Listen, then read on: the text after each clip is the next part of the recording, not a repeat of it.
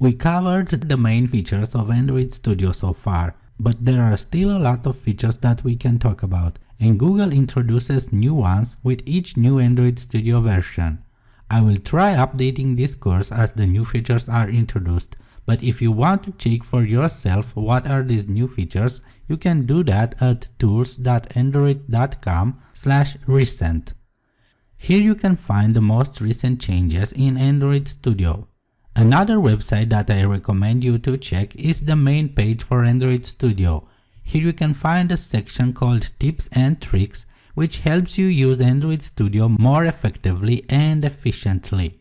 I also encourage you to learn the most important keyboard shortcuts available for your operating system.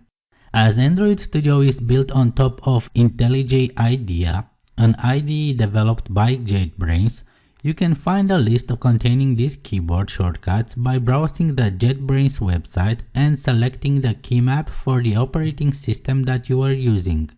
Thanks for watching this course. I hope that you enjoyed it and learned something from it. Again, if you have any questions related to this topic, feel free to start a discussion or write me an email. Also, you can follow me on Twitter and Google+ if you would like to connect with me. Thank you.